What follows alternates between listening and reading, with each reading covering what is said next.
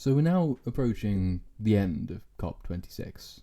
We're on day 11 now, I think it is. 10, 11, 12, 15, 70. It's easy to lose track at this point. There is, I believe, just today and tomorrow left. And I should say I'm recording this technically before today, so none of the events we're about to see have actually happened yet. But I thought, given that we are coming to the end, it might be worth doing a quick sort of recap, or not so much a recap, but asking at least the question, how much have we spent and on what?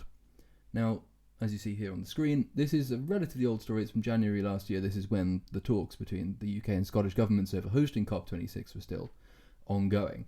The estimate there was several £100 million, which is probably accurate.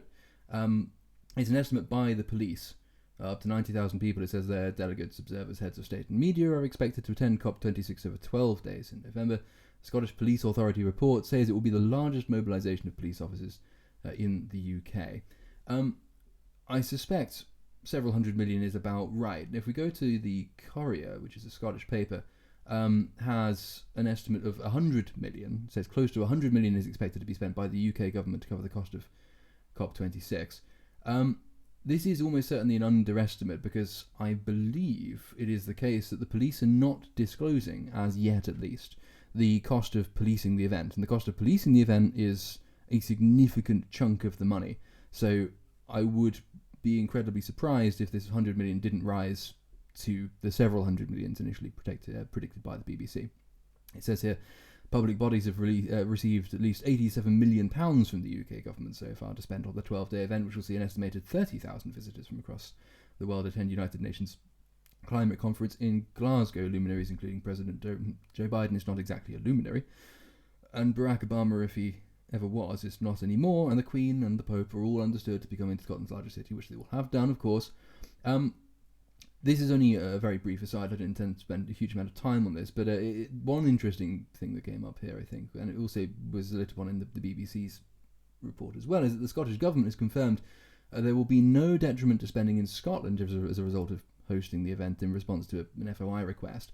What that means is that the cost of hosting COP26 in Glasgow, in Scotland, which the SNP are proud of, is not actually going to be paid for by the Scottish Government, because the Scottish Government are all very, very keen on masquerading their desire for independence until it comes to actually paying for things, and then famously they become rather hazy, and in a large number of cases are quite enjoying still being part of the Union. So in this case, everybody else is picking up the bill.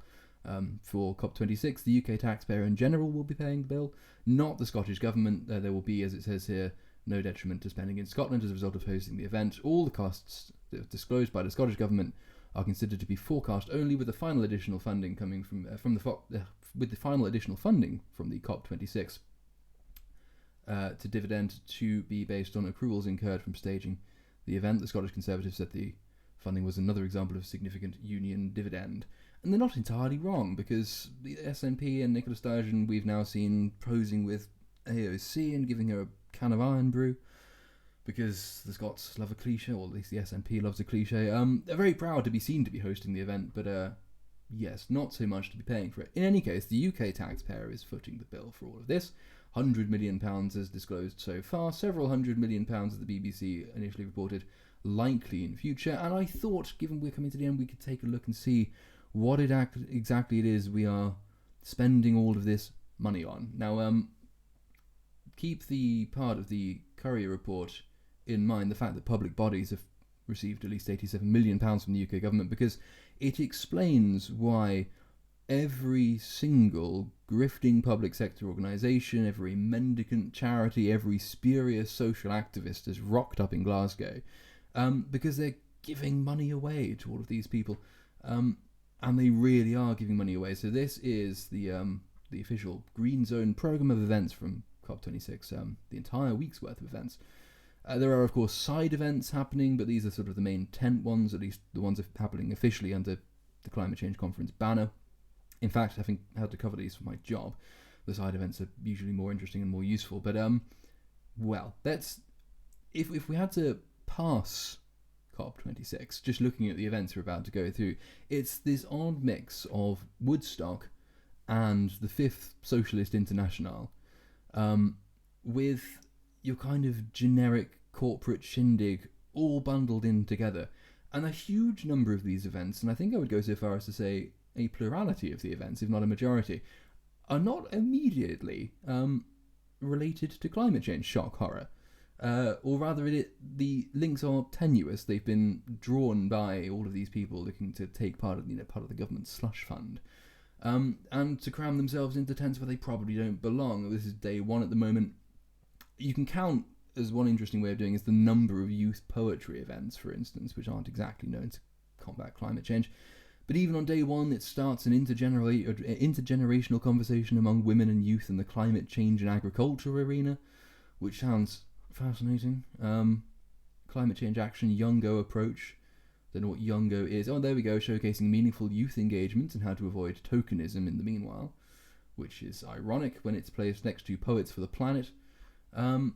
There's a pipe band because it's Woodstock and hippies love their pipe bands. Citizens from the Global Assembly, and this is another attempt, and there are several of these organisations which are effectively arguing for the slogan is system change, not climate change. These are people who, socialists are very good at this. I mean, socialism has been the answer to every single one of the world's major problems since it was invented.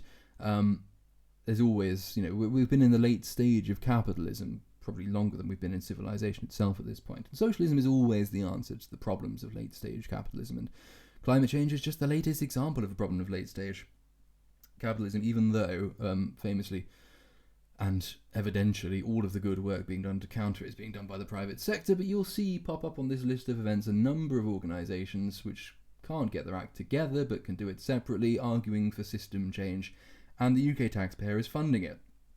Obviously. Walrus from Space, I don't think sounds like our kind of thing. Musicians in Exile, do you think you can guess the kind of a smug that's going to emanate from that? It's Glasgow's asylum-seeking and refugee musicians perform their homeland's music with new songs created for COP26 about climate change's impact on refugees.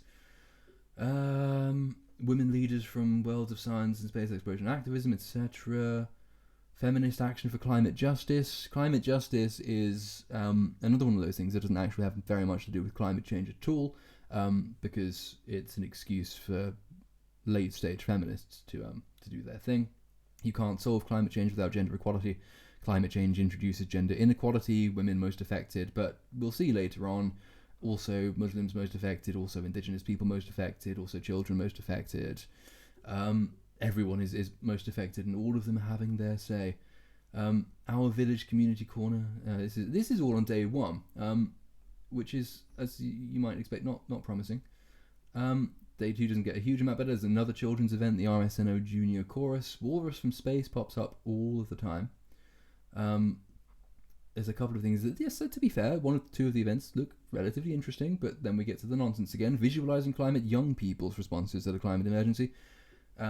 You may have seen, if you're in the UK, one of those adverts, which is doing the rounds at the moment, from some kind of green investment company. I might have to try and find that for a subsequent video, and it's incredibly irritating, and it's just children berating parents about not doing more to stop climate change. And in the proper order of things, children acting up in this manner are told to shut up and go to bed, and they're told off. But here the taxpayer is spending many millions of pounds indulging their sense of self-importance, which doesn't really bode well for the future. RSNO Junior Chorus pops up again. There's some generic stuff. The need to be cold, I don't know what that is. Conversation and artistic intervention on the effects of global warming that threaten the livelihood of indigenous peoples in the Arctic. That was it, yeah. There are a few of these, because indigenous people in the Arctic Circle most affected, they probably have some justification for claiming this if their igloos all melt, but nevertheless, it's kind of, pick one. You can't have everyone most affected at the same time. There's a lot of these telling the stories from the front line types as well, which is full of indigenous types, who of course have a say. Lots of films, Fair Trade Farmers, we go to Wednesday. Some of the, again, I perhaps am slightly swayed and biased here, but I always thought the most interesting ones here have to do with green finance, because this all costs a lot of money. I mean, the estimate is the world as a whole will be spending several trillions of pounds combating climate change. So you'd think they would sort of have a top billing how that money is being raised and how that money is being spent. Now, anyone who's been paying attention knows that that money will be raised by taxes, because that's the extent of these people's understanding of economics, and it will be spent liberally on youth poetry events and pledges, because they will solve the problem, obviously. Unfortunately, you can't get away from American social movements at the moment, so you will see the word equitable, just, and gender-sensitive climate finance, for instance, come up. Equity comes up several times. Equity is a nasty and toxic idea and is impossible to achieve. If the climate changes at all, which even under the best case scenario, assuming all the pledges come true, the climate will still warm, the world will still change, and by minute changes in the world, inequity is produced. You cannot do away with inequity. Inequity is a part and parcel of being a human or a living creature on the planet Earth. But nevertheless, equity is the goal. There's a few sort of corporate sales pitches here. TransLink is there. Dettol somehow is there. And then you get more indigenous people, the role of indigenous peoples in their communities, and nature-based solutions. Nature-based solutions, again, because this is partly Woodstock, I assume involve lots of cannabis, pipe bans, as we've seen already, and terrible music and no showers, which tend to be the extent of any nature-based solution. The kind of person who goes in for a nature-based solution is the kind of people who in the 1960s would have been unshowered, unwashed, and in their 15th day at Woodstock before they were finally cleared out. There is a slightly unpleasant undertone to all of this kind of stuff, though. I mean, whenever you get all of these events championing the indigenous and their nature-based solutions and how wonderfully sustainable they were before evil whitey westerner took over and colonized them, it is just classic invocation of the noble savage. Most of this stuff is nonsense, is untrue. In fact, there are lessons we could learn and should learn from indigenous peoples, not least the indigenous peoples who used to live in Yellowstone National Park, for instance, or any of the major national forests in America and Australia, because they burned a lot more forest than we do, and consequently they had fewer forest fires than we do, because forest fires are not in fact caused by climate change, they are caused by terrible forest management. There's an interesting history there with the introduction of the first national parks by Teddy Roosevelt, and the attempt was made at the time to pretend that indigenous people didn't do any land management of this kind because they were too backward and barbaric. We do have things to learn from indigenous people, but I strongly suspect when you go to events like this, you will be learning, or encouraged to learn, all of the wrong lessons. It goes on, faiths together for carbon neutral cities, interfaith dialogues famously solve so many problems. Voices of the forest, women in finance, this day is quite finance heavy. If we come closer to the present though, we are Thursday now. Yesterday's was typically nonsense. Films as agents for change, so this is just an excuse for people to showcase their pet products. Not exactly the most productive use of anybody's time or indeed our money. Plant power to become climate positive. Where the streets have no air is an interesting semi-clever pun on a U2 song, which is the best thing I'm sure about South-South experiences on citizen air quality measurements. That sounds simultaneously incomprehensible and tedious. More events with the Children's Schools programme, where we presumably join naturalist, nature photographer and TV presenter Chris Prackham as he explores the wonders of our beautiful planet and how you can help protect the natural world. This is the kind of David Attenborough, the new kind of David Attenborough production, I assume. I haven't watched it. Because frankly I have better things to do with my time, where you get shown all of the lovely things about nature and then you get terrified to death because you're a child about all the nasty things you're doing to butcher walruses, even though it transpires those walruses fell off cliffs because they were being chased by polar bears. But there we are, more youth events. We make our future, interactive educational and entertaining science show for the next generation of engineers, the children again. Connecting Wales, Youth Voice and COP26. Wales doesn't have any coal mines anymore. It's by and large irrelevant to these discussions, but you have to give the minorities and the indigenous something. Generation Rebellion is another one of the more toward the Socialist International type events here. The Power of Intergenerational Activism, a film screening and workshop with East London women, which I would pay not to go to. I would happily give the tax money I am spending on COP26 to not have to watch that. I mean, I'd double it, frankly, to not have to watch it, except, of course, that if I were to double my tax spending on COP26, they would just produce double. No, they wouldn't produce double because they're not that efficient. They'd produce at least an extra third of this kind of bilge. Red River Poetry, more poetry. Talking about our generation, another song reference with more children. Any event which is led by... This is the Greta Thunberg problem. Any major world movement which is led by zealous children just has all the symptoms of a moral panic. Anybody who's watched Wolf Hall, the adaptation of Hilary Mantel's books, will recall, I'm sure, within the first few episodes with the young maiden who tells prophecies and turns out as being... Well, she's very successfully whips up crowds in her defense, but it turns out she's being manipulated by sordid and cynical upper echelons in her church who know how to give the right donation, know how to give the right prophecy for the right donation.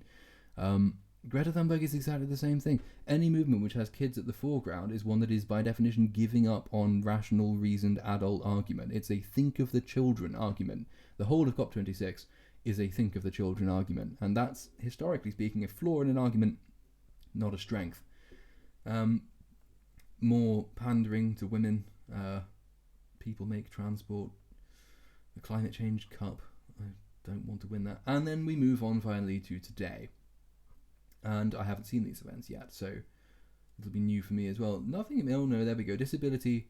I was about to say there was nothing immediately objectionable, but third one down, disability, resilience and inclusion in our cities. Inclusive design and community-led urban solutions for a disability-inclusive climate resilience, which is A, packed with buzzwords, and B, has nothing to do with climate change or stopping climate change. If the point of COP26 is to limit global warming to under 2 degrees C, and the point of COP26 is that this is achievable and has been achieved by COP26, because if this doesn't happen, then COP26 is on its own terms a failure, then you don't need this kind of event, which is presumably, or at least it looks to be, designed to counter the effects of the climate change that the COP is itself designed to stop. So if this is valid, then COP itself, the mission of COP, is not. If the mission of COP comes true, this kind of event is invalid. Again, we'll smack of one of those, well, there's government money going, and they're giving it out to anyone, so we might as well apply for this, and oh, lo and behold, they've given it to us. Anyway, moving on, there are some useful things again, as I say, how buildings will play a role in fighting climate change. That's a pretty useful one. More of that, please. The nexus between gender-based climate adaptation and localization, lessons from Indonesia, less obviously useful. It says climate change is a global issue, but its impacts manifest at local levels and are experienced differently according to social and economic factors, the burden of which is inequality distributed. What? The burden of which is inequality distributed. That isn't written in English, but okay. We're diverse here. To be equitable, sustainable and inclusive, climate change adaptation must be locally led and owned, giving local people the right resources, agency, information, tools, and etc. Handouts do not historically help third world countries. Elon Musk, for instance, is currently talking about potentially giving $6 billion to help fight global poverty at the insistence of the United Nations. Several £100 billion have so far been spent on tackling global poverty, and they've done much less than capitalism has. The only good thing, really, of the last, however long it's been now, 80 years, 90 years, 100 years, even 200 years, is that we've alleviated more people from poverty, privation, disease and death, not through charitable handouts, which inevitably find their way to the most useless people in the country, which is their rulers, here as well as there.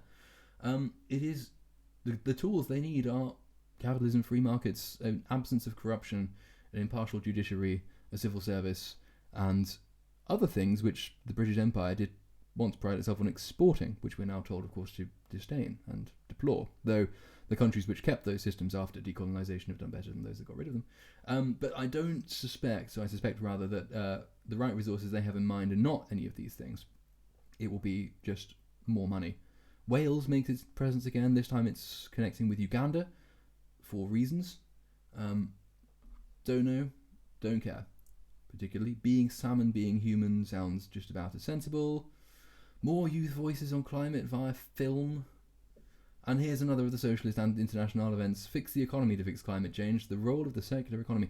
We cannot fix climate change unless we transform the whole economy, which has led to the greatest decarbonisation and has consistently decarbonised since the Victorian era. And which is producing the technologies that can help us fight climate change, whereas governments, and particularly socialist governments throughout history, have historically been the dirtiest polluters, and communist dictatorships even worse. The Soviet Union was incredibly bad climate-wise, and China currently is the worst polluter of them all, and India, which has not quite transcended its socialist past as much as we might perhaps have liked, hence so many of its problems, is one of the other major polluters in the world. Meanwhile, even under Donald Trump's presidency, without any of this nonsense, the United States cut its carbon emissions by fracking, for instance, because fracking is a really good way of cutting carbon emissions because it's much less carbon intensive than coal, for instance, is. Nuclear is, of course, the ideal. And then the Biden administration comes in and bans fracking and then says that it's pro-environment, even though it's now having to import gas again and oil again from the Middle East, and therefore drumming up conflict there. It's just nonsense. Anyway, these people think that they know enough, despite being about 12 years old, to transform the entire economy, which is doing so much good, in the name of solving climate change, which they don't understand. And again, socialism is the answer. It has never yet been the answer to any problem in the history of the world, except life expectancy being too high. It's not going to be the solution to this problem either. More children, cities for children, our climate, our future, on an intergenerational dialogue. There's a couple of useful things. Greenwashing, legitimately useful thing to tackle if you're actually tackling it properly, because most climate commitments made by big companies, most of the adverts you see, most press releases you get if you're a journalist, from companies saying we've gone green and we've got the new climate fund opening up, this new product of ours is the greenest thing ever, we are the best, we're leading the way, we're saving the world. Most of these are complete nonsense. There is absolutely no agreed upon objective standardized definition of climate emissions. There is no agreed upon standardized way of measuring them or measuring your alignment even with Paris climate goals. There is no agreed upon universal definition even of sustainable investing. All kinds of products are popping up, bespoke measurement tools which are designed to give you the answer you pay to get. That is what most of these claims are based on. An interesting study a little while ago from, I think it's called Research Affiliates, put two companies through the same two ratings agencies, Facebook and Wells Fargo. And where Facebook was concerned, one of the ratings agencies scored it in the top 25% for climate, and the other one scored it in the bottom 25% for climate. And where Wells Fargo was concerned, one of them scored it in the top 10% for sustainability, and the other one scored it in the bottom 30% for sustainability, because these things do not measure the same thing. They are not useful at all, and we are bankrolling an entire green movement without any way of measuring success objectively, which is a really, really good idea. That's exactly what you want to hear when you're spending hundreds of millions of pounds on a conference and hundreds of trillions of dollars worldwide to solve a problem. What you really want to know is that there is no way of telling whether you've been successful or not. Perfectly commonsensical, that.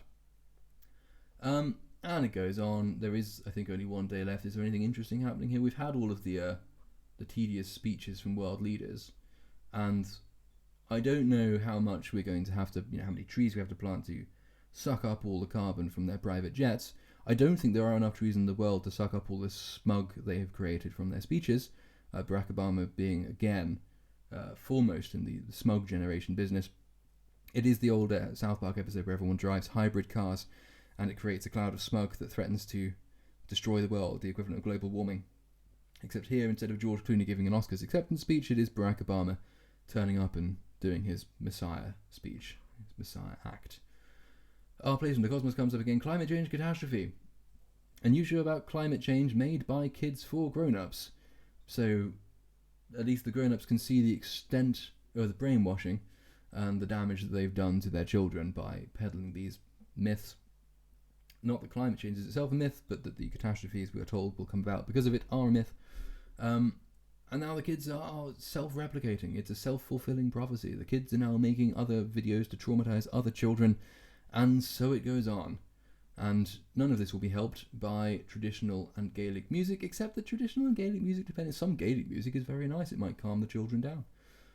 So maybe that's it. Maybe that's the reason they've put it on sort of the last day, is to try and, for those who are a little bit too het up, a little bit too Greta-ish in their fervour and their zeal, can go and chill out at a ceilidh and smoke weed. Glasgow meets New Orleans, which is implausible. More youth-led solutions. Hope springs eternal, a sonic landscape. Don't know what that means. And then finally, Climate Crisis Film Festival. Does anyone actually want to go? Well, actually, I can answer this question. At least I can answer it for people who are viewing online. They do helpfully publish, live stream most of these events online. They're not exactly popular. Now, I know, this channel's... Our excuse here is that we're new, which is why we get no views. Nevertheless, I've seen other new channels or unpopular channels doing bizarre and crazy stuff, which, is only of niche interest, which get significantly higher engagement ratings than COP26, and have had significantly less money spent on them. If you compare this to podcast Lotus Eaters, Carl Benjamin's new media outlet, it's not been going that long. It's had much less money spent on it than COP26 has. I don't think they've got a single video with view counts this bad. Anything with gender in the name is probably not going to come across that well. Nobody's really learned SEO over at COP26 or how to do titles, because South-South experiences and citizen air quality doesn't make any sense, hence 500 views in just over a day. But it goes on, even the ones that have been up longer than this. You got these have been up a day ago, and you're averaging sort of 500, 700 views, 1,000 at most. There aren't many above that, certainly not for the last few days. 2 days ago, this is 400, 600. The welfare of the earth is our welfare, got 400 views, which is probably about as much as it deserves, and probably more than it deserves. The popular ones, even David Attenborough got a lot. He got 100,000 or so, I think. I don't know if that's on there. I don't autoplay you. No, I'm not watching this rubbish. I haven't been paid to do it. David Attenborough's down here somewhere. He got a lot somewhere. There he is. He got 19,000, which is a respectable amount. But he's one of the sort of the headline names. He's the one people tune in to watch, and is again not doing hugely well. I don't know how many views Barack Obama got. I'm sure it was too many. But to cap this all off, we've been spending hundreds of millions of pounds. 100 million has been disclosed. Hundreds of millions yet to be disclosed, no doubt, on weird sort of neo-hippie events with socialists arguing to change our entire economic system, and calling for a revolution whilst listening to pipe bands and children reading catastrophe poetry. And for what? Why? What's the point? Could we not have done without this? Could it not have been an email?